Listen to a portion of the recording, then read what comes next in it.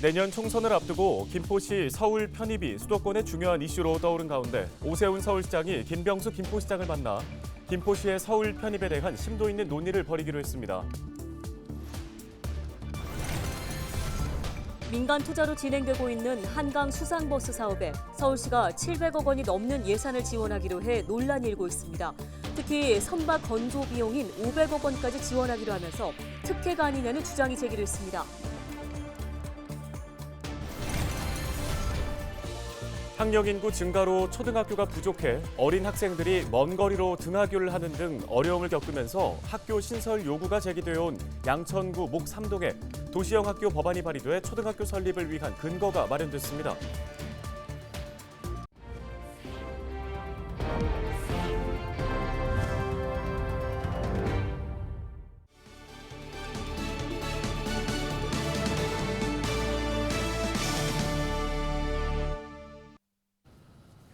시청자 여러분 안녕하십니까? 헬로티비 뉴스입니다.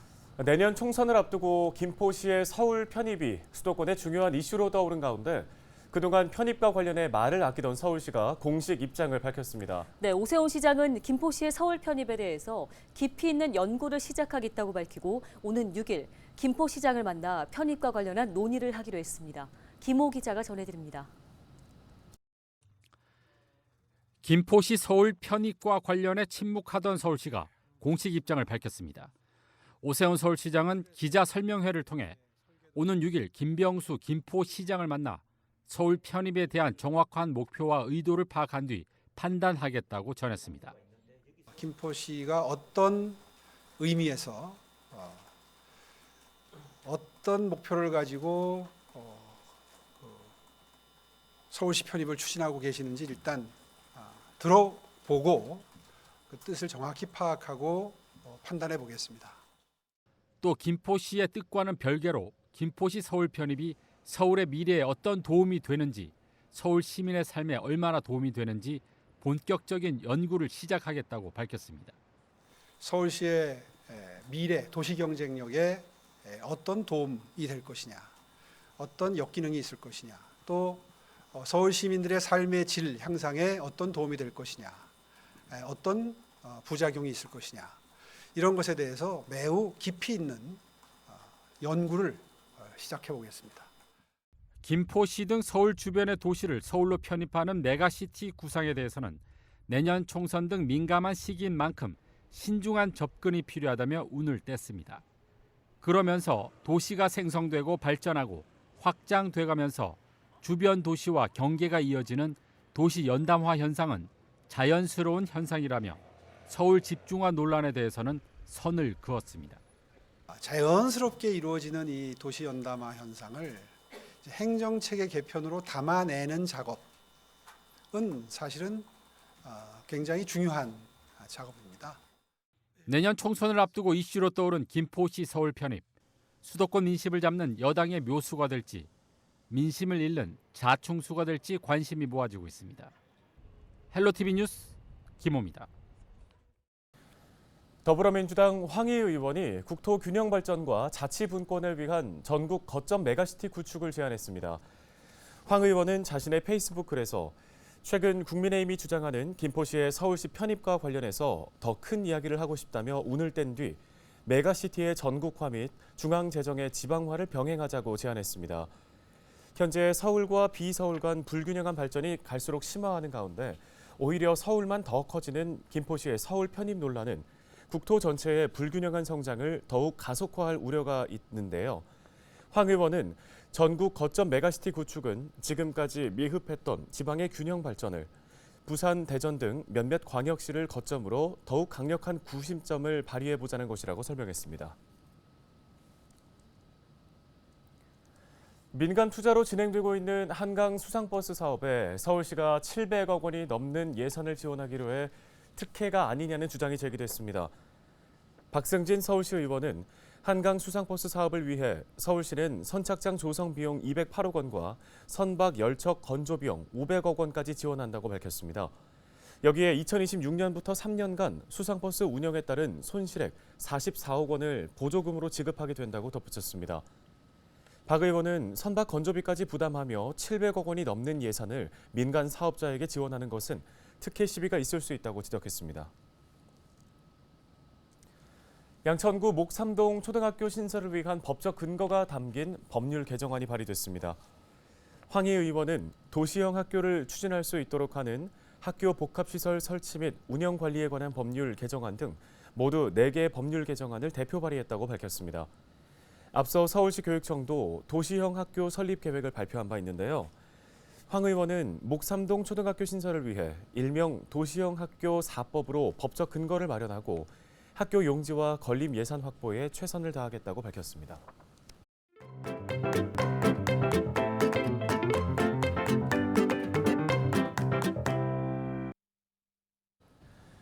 끝을 모르고 오르는 물가에 수년 전 한 예능에서 선보인 일주일간 10,000원으로 살기는 불가능해진 게 현실입니다. 네, 체감 물가 어느 정도 되는 걸까요?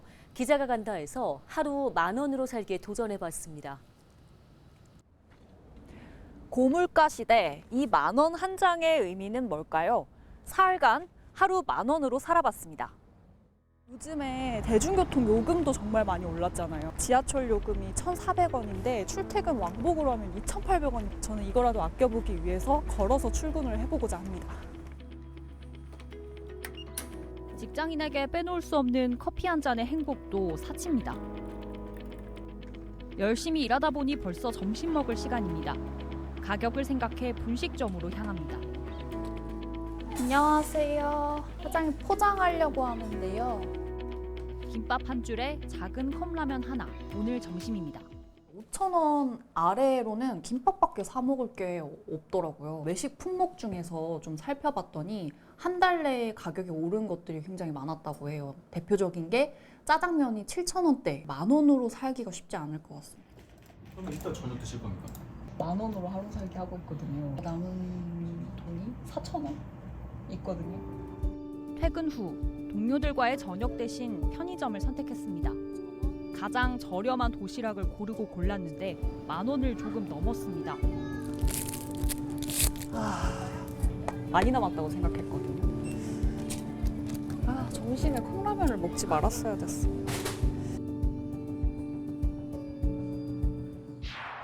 일 전입니다. 어제는 실패했지만 오늘은 성공하겠습니다. 어김없이 찾아온 점심시간. 가까운 식당을 찾았는데 김치찌개 1인분에 9,000원입니다. 저 이거 먹으면 바로 실패인데요? 결국 식당을 나와 점심 메뉴를 할인하는 햄버거집을 찾았습니다. 공깃밥 2,000원 논란된 거 아시죠? 한 대학생 설문조사에서 물가 상승 이후에 가장 먼저 줄인 게 뭐냐 이렇게 물어봤더니 식비 지출을 꼽았다고 해요. 먹는 걸 포기한다는 거죠. 퇴근길엔 다시 편의점에 들렀습니다. 치맥은 먼 이야기. 컵라면으로 하루를 마무리합니다. 하루 10,000원으로 살기 마지막 날. 점심은 가성비로 유명한 한식 뷔페를 선택했습니다. 1인분에 7,000원. 비교적 저렴한 가격에 여러 종류의 음식을 푸짐하게 먹을 수 있다는 점이 장점입니다. 거의 5번 정도 이용합니다. 요즘 물가가 많이 오르는 게 체감이 많이 돼서 그냥 주말이나 좀 돈을 쓰려면은 평일에는 이렇게 몇천 원대 좀 양껏 저 같은 젊은 사람들은 양껏 먹을 수 있는데 이런 데밖에 없다고는. 한 끼 해결하고 나니 또 걱정입니다. 지금 제가 남은 돈이 3,000원이거든요. 출퇴근 만약 지하철로 했다고 하면 200원 남은 거예요. 문제는 저녁도 못 먹었어요. 식자재 값이 만만치 않아 장 보는 것은 더 무섭습니다. 결국 마지막 날 저녁은 거르기로 했습니다. 하루 10,000원으로는 끼니를 챙겨 먹는 일조차 어려웠습니다. 물가 안정 대책에도 하루가 다르게 오르는 체감 물가. 10,000원의 행복은 옛날 이야기가 됐습니다. 기자가 간다 이세진입니다.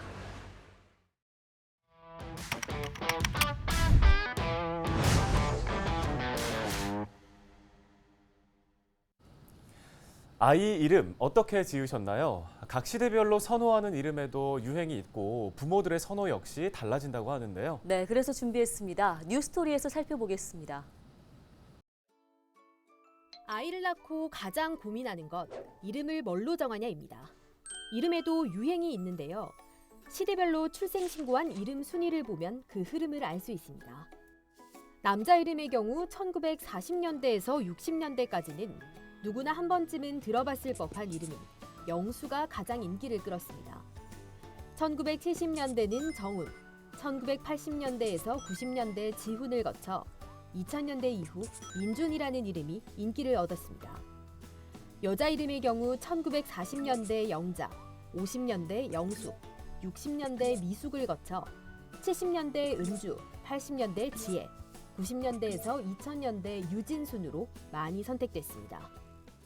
2023년 올해 가장 인기 있었던 이름은 뭘까요? 남자는 이준이 출생신고된 이름의 7%를 넘기며 가장 많았고 여자는 서아가 8% 이상으로 높은 인기를 끌었습니다. 주기가 전에는 한 10년 정도 주기로 이름이 어떤 스타일이 바뀌었다라고 하면 요즘은 5년 주기로 바뀌는 것 같은데 앞으로 점점 더 빨라져요. 그래서 조금이라도 흔하면 안 하려고 그래요. 그래서 가장 많이 하는 이야기는 흔하지 않은 이름, 특별한 이름을 지어달라, 세련된 이름을 지어달라 이러는데 또 하나 더 본다 그러면 드라마 유행에 따라서 영화 배우나 탤런트들, 미남 미녀들 이름, 예를 들어 차은우가 인기거니까 은우라고 이름 지어달라 하는 사람도 굉장히 많습니다. 우리말 한글 이름을 선호하는 경향도 커졌습니다. 사주나 이런 것들에 대한 뜻에 대한 그런 거를 조금 한자로 짓는 것보다는 그냥 그런 거에 연연하지 않고 한글 이름으로 갔으면 좋겠다라는 생각이 들어서 제 이름이 워낙 특이해서 발음하기도 어려워가지고 아기 이름은 좀 더 발음하기도 편하고 사람들이 잘 불러줄 수 있는 이름이었으면 좋겠어서 다원이라고 지었습니다. 한자를 요즘에 많이 쓰지도 않고 개인적으로 한자를 표기해야 되는 것도 사실 많이 귀찮기도 하고 2013년도 7.4%였던 한글 이름 비율은 매년 꾸준한 증가세를 보이며 지난해 14.8%를 기록했고 9년 만에 2배가 늘었습니다. 한글 이름하고 이제 한자 이름을 원하는 게 세대 간의 차이예요. 젊은 사람들은 한글 이름을 짓고 싶어요. 그래서 간혹 할아버지 할머니들 와서 그래요. 우리 며느리나 자식은 한글 이름을 집에서 그냥 짓겠다고 하는데 그래도 그런 게 아니지 않느냐. 그럼 이제 완충점을 찾는 게 아까 이야기했죠. 그럼 어머님이 원하시는 대로 한자도 들어가고 느끼는 한글 같게 해주겠다 이렇게. 그러고 보면 추세는 결국은 한글 이름을 선호하는 추세 쪽으로 가고 있는 중이에요. 우리말 이름을 선호하는 경향에 더해 아이가 더 넓은 세상에 나갈 것을 대비해 한국어로도 영어로도 함께 쓸 수 있는 글로벌한 이름을 짓는 경우도 늘고 있습니다. 한글 발음과 영어 발음과 한자 뜻까지 동시에 할 수 있는 게 무엇일까라고 찾고 있었고 그리고 한글 받침이 있으면 조금 발음하기 힘들더라고요. 그래서 받침이 없는 걸로 좀 찾다 보니까 껄껄 웃을 하자에 이로울 이로 짓게 되었습니다. 받침 없는 이름. 국자 시대가 되다 보니까 그래 우리가 받침이 많은 이름은 영문으로 표기하기도 어렵고 발음하기도 어려워요. 근데 요즘 외국에도 많이 나가고 이러니까 외국에서도 발음하기 쉬운 이름. 결국은 받침이 없는 이름들을 많이 원해요. 그러다 보니까 사실 영어 같은 이름도 나오고 심지어는 일본어 같은 이름도. 내가 그의 이름을 불러주기 전에 그는 다만 하나의 몸짓에 지나지 않았다. 내가 그의 이름을 불러주었을 때 그는 나에게로 와서 꽃이 되었다. 김춘수의 시 꽃입니다. 이름을 짓고 부른다는 것은 한 존재의 정체성과 의미, 가치를 담는 일입니다. 내 아이 혹은 나에게 주는 가장 큰 선물인 이름. 선호하는 이름이 시대별로 달라지는 것에는 중요하게 생각하는 삶의 방식과 가치의 변화가 반영된 것이 아닐까요?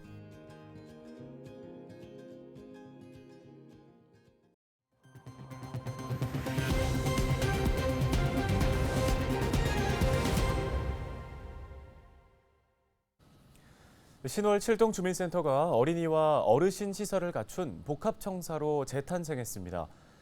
양천구는 지난 2019년 시작한 신월 7동 주민센터 신청사 공사를 마치고 오는 6일 공식 업무를 시작한다고 밝혔습니다. 지하 2층에서 지상 4층 규모로 조성된 신월 7동 주민센터에는 민원실과 어린이집, 어르신 복지센터 등이 들어서 있습니다.